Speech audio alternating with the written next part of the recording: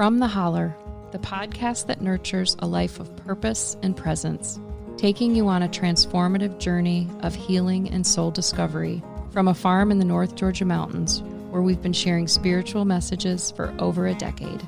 I'm your host, Vikki Fraker, a dedicated life coach, spiritual healing guide, and a student of life, here to help you live an awakened life and take you on an unlearning journey. And I'm Amanda Augustine, your curious companion. Together, we'll dive deep into conversations that challenge old beliefs and nurture your connection with your truest self.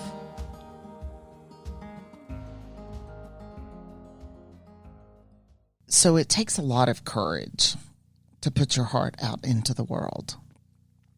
And out into the world could just be at your daily career job. But as our life has changed so quickly and lots of people are doing podcasts and social media and all of that, anybody that chooses to authentically put their heart out into the world, that's a courageous act. Mm-hmm. And I believe that's what we're all called to do. I can tell you my greatest fear of sharing my heart with other people for the longest time was rejection. So I kept the farm very quiet.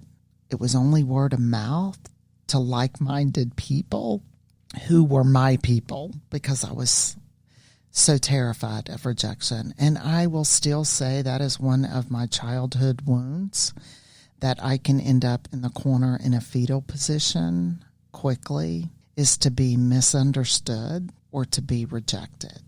And that cannot be the reason that I don't connect with what's inside of me and share that with others. So everything I offer is spiritual. That's the only way I know how to say it. And words trigger people. What a word means to me, if I use it, is not going to be how other people interpret it. And that cannot be the reason that you silence yourself. Silenced. That cannot be the reason I silence myself. Because if I silence myself, a little piece of me will die. I absolutely know that. So when I started out on my journey, a lot of local people know, not a lot of podcast people know, I grew up in the South and I grew up in religion. I grew up in all those trigger words and I grew up in a lot of dogma. That was all I knew. And I also, as I got older, knew that was not what I believed. What people said on Sunday morning and how I saw people treat other people were not in alignment. And I cared more, even as a little girl, about loving people. I grew up in the South in the 70s. It was still segregated for the most part back then. Yeah. And so, I don't know, at an early age, I think I became, as I became a teen and then in my 20s, I think I became angry. And slowly, I came to a place where I was, none of this shit works for me anymore. I don't believe any of it. I'm not going to church. I'm not reading the Bible. I'm walking away from everything, including God. And I think that's when I got heavy into my addiction. And then as I started years later in a recovery path, I walked into the rooms of AA. And in AA, they said, God as you understand God. And I'd never heard that before. I was like, wait, there's freedom in this? I thought there's only one way or you burn in hell. Mm-hmm. People are like, oh, no. It's God as you understand God wherever you are. And that started giving me permission to be free about what I believed spiritually. And, I walked into the rooms of AA when I was 18, 19 years old. I'm 58 years old now. And although I don't go to meetings anymore, It had a huge impact on my life. And so I started giving myself permission to go on a spiritual journey of what was true for me. Not what anybody else told me, not what I read, not what some man in charge said, but I started going out on a journey of what was true for me.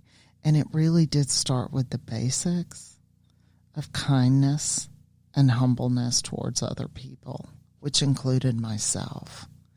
And that became my spiritual journey of coming back home to a God as I understand God that is true for me. And so now at the farm, everything I do is rooted in freedom to allow people to find their own way of whatever the Creator, the Infinite, the Source, God, Jesus, Christ, whatever works for you, I want you to find, because that is what was placed in your heart.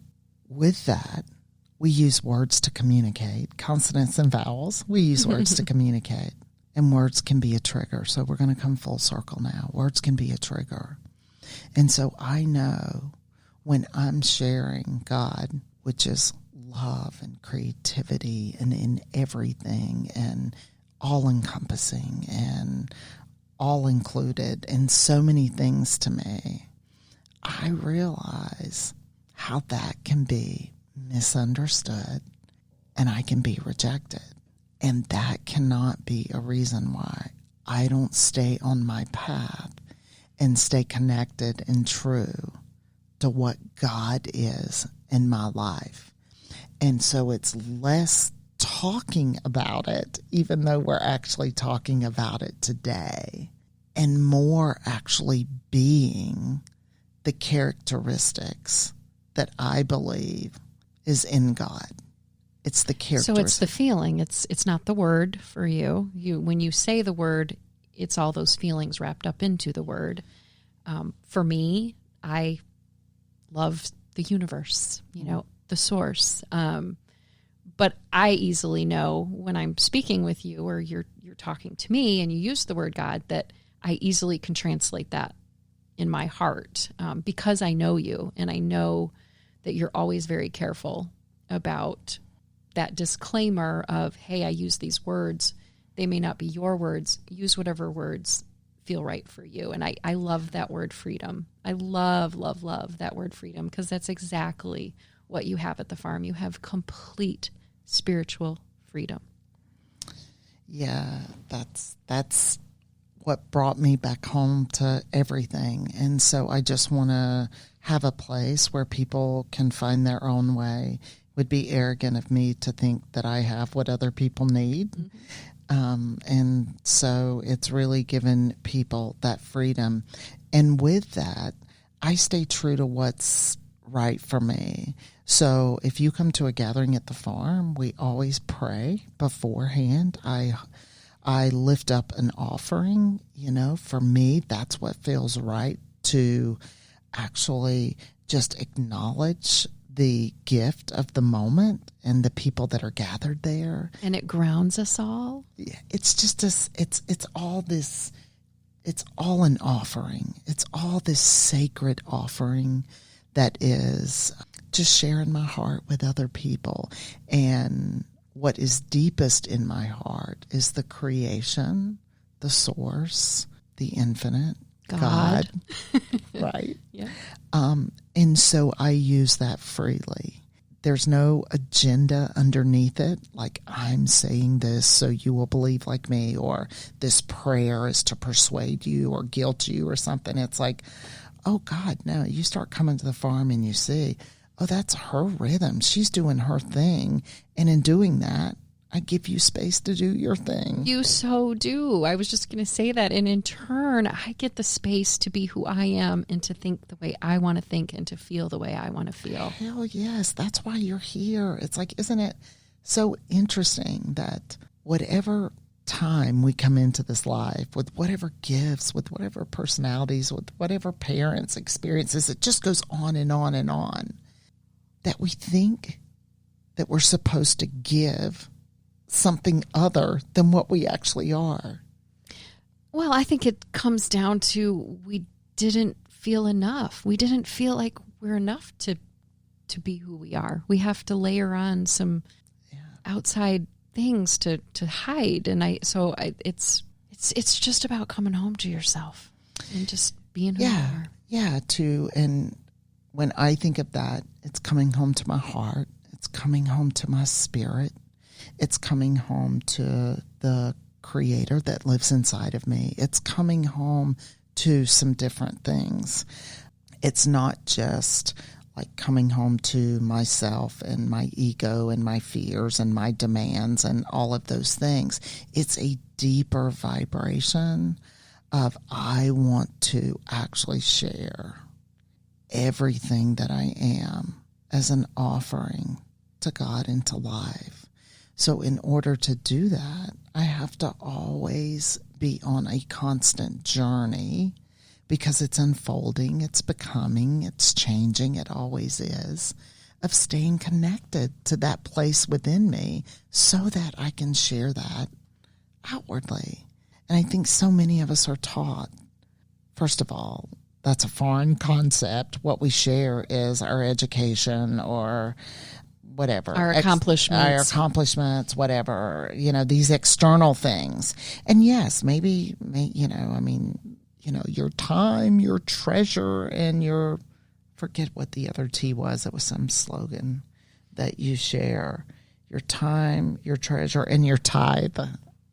Really? Yes, okay. Yes, that you share. And it's like, God, that seems so transactional, so dutiful. It's like I don't know, it's always, again, Rob Bell says, it's the thing underneath the thing. And that, again, for me, that's through a lens of recovery. It's like there's so much energy underneath what's really going on. Sure. And when you can connect with that, it's like there is no agenda or arrogance. I hope, I pray when you come to the farm that your answers lie outside of you. It's no, sweetheart, you have everything you need inside of you.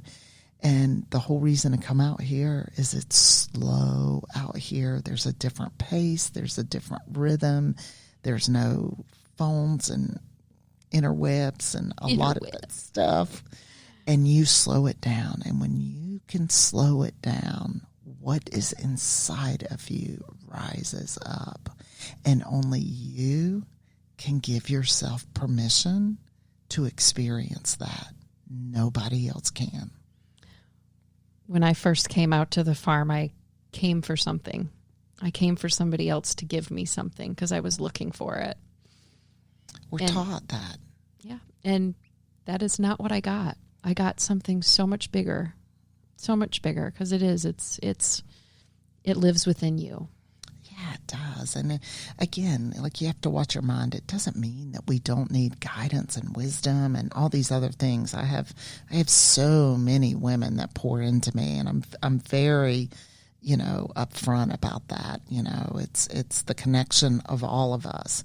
And after I have guidance and wisdom and all these beautiful things given to me, the most important part, I get still. I turn the volume down on my mind, and I turn the volume up on my heart. And for me, I say, God, what do you want to do with this in me? I want to get in alignment and get in the flow of what you want to do in me and through me and with me and what I actually bring forth and share with the world. I love that. And I think we need to do a deeper dive into stillness on our next episode. Let's do it, man. That's the one thing people usually put on the brakes. Nobody got time for that. Nobody got no time for stillness. And it's like, okay. But for those of us that are longing for a deeper way and what we're doing is not working, come back and join us and we'll talk about stillness. Let's do it. Love you, Vikki. Love you too. Thank you for joining us on another episode of From The Holler. We hope our conversation today has offered valuable insights on your journey towards healing and soul discovery. Stay connected with us on social media. You can find us on Instagram or Facebook at Farm to Souls, farm the number 2 souls, or visit our website at farmtosouls.com. Together, we can create a community of individuals dedicated to nurturing their spirituality and awakening to the gifts of this life. As always, thank you for allowing us to be a part of your journey. Stay curious, stay open, and remember, you're not alone on this path.